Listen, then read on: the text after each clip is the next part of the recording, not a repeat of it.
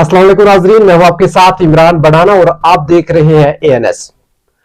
दिन भर की तमाम 10 बड़ी खबरें लेकर मैं आपकी खिदमत में हाजिर हूं। इस वक्त हम वादी कश्मीर की 10 बड़ी खबरें आप तक पहुंचाते हैं, तो बिना वक्त जाया किए हुए आइए शुरुआत करते हैं इस बड़ी खबर से। हमारे नुमाइंदा इकबाल बशीर ने बताया कि 8-10 साल बच्चा जो इतवार को हमदानिया कॉलोनी बिमला में पानी में गिर गया था, आज 3 दिन बाद उसकी लाश को बरामद किया गया। इश्वत निशाद के खानदान ने प्रेस कॉलोनी श्रीनगर में J&K बैंक तहसील खानियार पटवारी हल्का ब्रेन के रेलवे एहलकारों और श्रीनगर इंतजामिया के खिलाफ आज एहतजाज किया।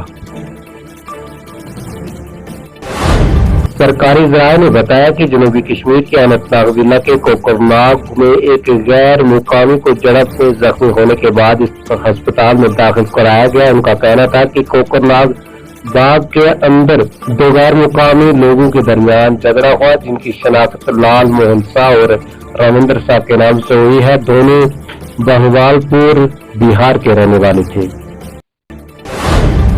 एक एहलकार ने बुध को बताया कि मरम्मत और देखभाल के कामों की वजह से जुम्मा को जम्मू श्रीनगर कौमी शाहराह पर किसी किस्म की ट्रैफिक की इजाजत नहीं होगी। राजौरी जिला के खेड़ू में आज दोपहर एक 12 साल लड़का नदी में डूबकर हलाक हो गया। एक एहलकार ने बताया कि खेड़ू राजौरी में एक लड़का नदी में नहाते हुए डूब गया। जम्मू और कश्मीर हुकूमत का कहना है कि इंसानी हकूक या बच्चों के हकूक की खिलाफ वर्जी में मुलव्वस अफराद जम्मू और कश्मीर चाइल्ड राइट्स कमीशन के चेयरपर्सन या वतन के तौर पर तकरीरी के अहल नहीं है। सरकारी ज़राए ने बताया कि मंगल की शाम जनूबी कश्मीर के अनंतनाग जिला के मतन इलाके में एक झगड़े में एक शख्स की मौत हो गई।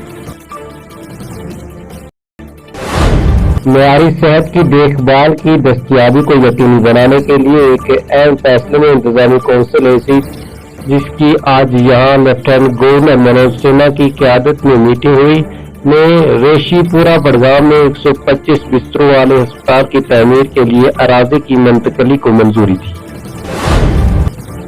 महकमा मौसमियात के एक एहलकार ने बताया कि श्रीनगर में ज्यादा से ज्यादा दर्ज हरारत 34.0 डिग्री सेंटीग्रेड तक बढ़ गया और ये मौसम के लिए मामूल से 4.8 डिग्री सेंटीग्रेड ज्यादा था।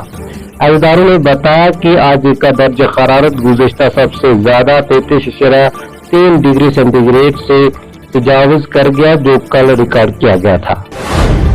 एंजल्स कल्चर अकादमी और शहर खास literary and culture welfare society के सदर तारिक अहमद शेरा ने सादिया तारिक को अवार्ड मिलने पर मुबारकबाद दी। जनाब तारिक अहमद शेरा ने कहा कि वो जल्द ही इन्हें अपने एक प्रोग्राम में मदऊ करेंगे और इन्हें एक एजाज पेश करेंगे।